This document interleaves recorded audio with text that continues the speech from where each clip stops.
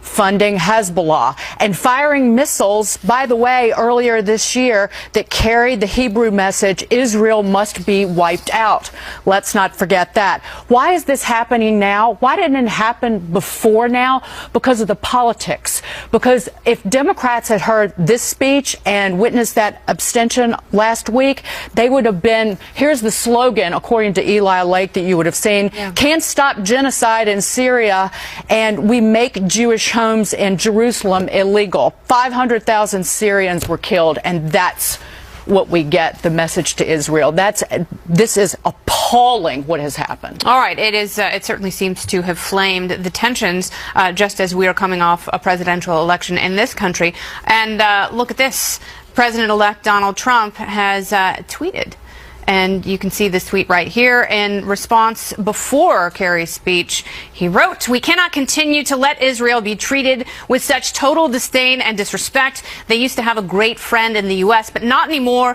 The beginning of the end was the horrible Iran deal," as Dagan alluded to. "And now this UN, stay strong, Israel, January 20th is fast approaching." All right, so Lisa Booth, what can Israel expect from a changing of the guard in the White House, from a new administration that has grown to be very pro-Israel over the last few months? I think an administration that supports our friends and not our enemies, which is not what we've seen under President Obama. And I think he's really going to go out a coward. He's going to go out a coward on the world stage, and as ambassador, and a coward that has made the world less safe, ultimately. And as Ambassador John Bolton wrote in the Wall Street Journal, this isn't stabbing Israel in the back, it's stabbing Israel in the front. And Secretary John Kerry said today that there has been no administration that has been a better friend to Israel, but that flies in the face of common sense, as Herman and Dagan have pointed out in this earlier segment. And that's also why I think you see Benjamin Netanyahu, Prime Minister Benjamin Netanyahu, who said that this resolution is a declaration of war. He said it's a shameful ambush by the President of the United States, and I absolutely agree with him. All right, well, let's take a look at the at Benjamin Netanyahu's tweet, because he also had something to say. President-elect Trump, thank you for your warm friendship and clear-cut support for Israel. That's obviously a jab at the sitting president, who has not demonstrated clear-cut support for Israel. No, and I'll tell you this. I don't think there's anything clear-cut about any of these things we're talking about. I just got back from Israel from 2 weeks ago, and I was there for a week, and I saw much in my time there. And I'll tell you this. What are they saying about our election? Well, look, I think they're optimistic, like many people are. President-elect Trump has been very consistent, I think, in his support of Israel, and I think that's a good thing. They're optimistic about that. But I want to talk about the two-state solution, because I think in theory, and we heard, John Kerry talk for over an hour about these, 6-point prongs. It's all great talk. It is rhetoric. Here's the problem. In order for a real negotiation to take place, at least one common thing must be understood from day one, and that is a recognition of Israel's right to exist. And until that is, acknowledged, really in Arabic, by the Palestinian people, we can't move forward with this, right? Because that's the thing. I actually sat down with Erekat, who is the chief negotiator from the Palestinian Authority, and he said a lot of good things that sound really good, but they are tying their hands. They are saying one thing out of their mouth, they're saying another thing to their actual people, and this is why we see the settlements. Now, I understand why the U.S. took the position. I do, but I am not mad at Israel for continuing with the settlements because of what you said, Herman. You said that they have to protect, their space and their right to exist, and we saw what happened with the Gaza Strip. They gave it up, and we saw what's happening there, Hamas and all. So this is something that's very complex. Well, John Kerry compared the geography in the West Bank to Swiss cheese. Maybe could have spent a little bit more time editing the speech and beefing up the metaphors. All right, more potential fallout from Secretary John Kerry's tough language for Israel, the reaction from the Jewish state, and a live report from Jerusalem coming up on Outnumbered.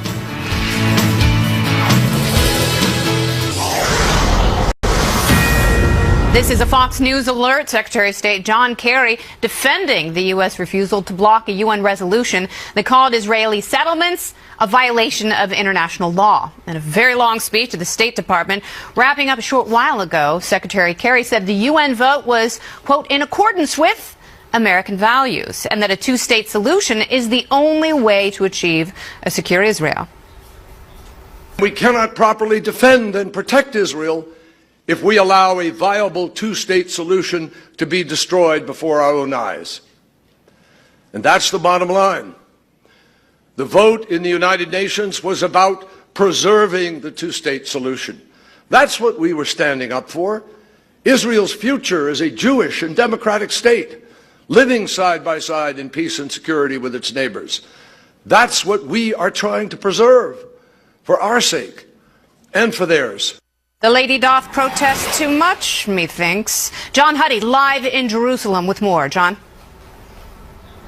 Yeah, well, Kennedy, Secretary Kerry also said that President Obama has been Israel's greatest friend and supporter. Now, so far, we haven't heard any reaction from Israeli officials, in particular Israeli Prime Minister Benjamin Netanyahu. That will likely change, and hopefully we'll get something sooner rather than later. If we do, certainly I'll report it to you. But I think the takeaway, one of the important takeaways on this are the principles that Secretary Kerry outlined, he says, as possible parameters that can help bring peace and a two-state solution. Real quickly, I'll go through a couple. He mentioned Resolution 242, the UN resolution that provides for secure borders between Israel and Palestine based on the 1967 lines. This was something that was also in the UN resolution voted on Friday.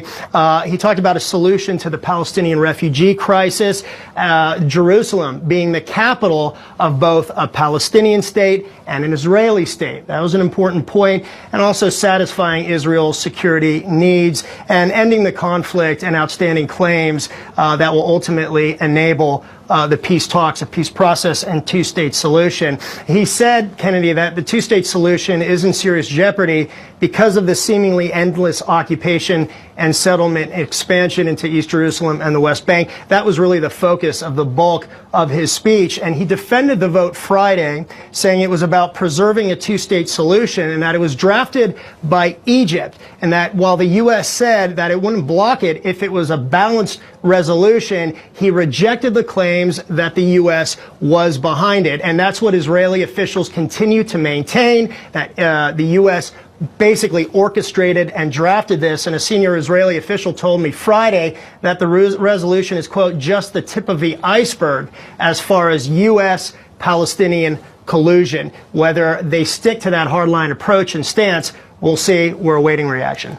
Kennedy. All right, very good, John. Thanks so much, and we look forward to further updates from you. Herman Cain, I will go to you first because this is what we keep hearing, the two-state solution, the two-state solution. So important, so repetitive from Secretary Kerry and this administration. What does the UN vote do for Israel's desire for a two-state? Nothing. And that's one of the big fallacies here. Assuming the legitimacy of the UN resolution. If you look at the last 8 years, the United Nations has passed 20 resolutions against Israel and 4 against the rest of the world. Secondly, the problem with the two-state solution from the Palestinian standpoint is that they want it only if you ignore the 1967 lines. That is a non-starter for Israel, and I think that they ought to stay in that spot. Ambassador John Bolton wrote an editorial in the Wall Street Journal recently, and he pointed out, because you would not get this from the John Kerry speech, that the two-state solution has been on, it's essentially a dead end. It's been on life support for a number of years. He said, far better to say a three-state solution. Return Gaza to Egypt and give those parts of the West Bank that Israel is prepared to cede to Jordan. And you attach Palestinian lands to real economies, not a make-believe one, and that will benefit all. All right, so you obviously have a president with no political experience, which arguably could be his greatest strength. And he's going to have unorthodox approaches to all sorts of ways that he governs and a number of crises. And, you know, Dagan brings up Ambassador Bolton's point about a three-state solution. What do you see President-elect Trump doing with Israel as an ally? What out-of-the-box solution do you see them coming up with? You know, I'm not quite sure, but I think we've already seen from President-elect Trump that his viewpoint on foreign policy and the measures that he will take throughout his administration are going to be drastically different than President Obama's. And we saw that even with him taking the phone call from the president of Taiwan, right? So he's already signaled a drastic change in the way that we engage with the world. And as we saw even just with the UN resolution just now with President-elect Trump saying to Benjamin Netanyahu, look, we have Israel's back. Like, I would not do this. And also forcing Egypt need to stand down as well. But, this is just another example of the dysfunctional and dangerous policies of President Obama when it comes to foreign policy. Those policies, as Dagan pointed out earlier, of helping a country like Iran, who wants to bring death and destruction to Israel, who says that there will be no Israel in the next 25 years. I want to bring Ebony in quickly. Yet we embolden them. We're running out of time. You were just in Israel. Yeah. Is it possible to share Jerusalem? Is that possible?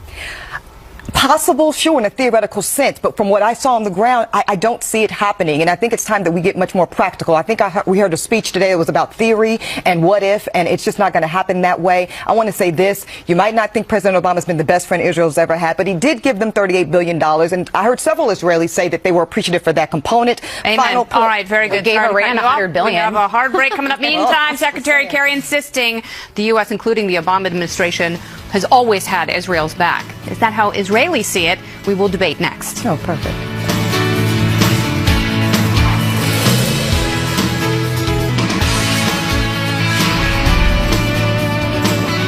Time and again, we have demonstrated that we have Israel's back.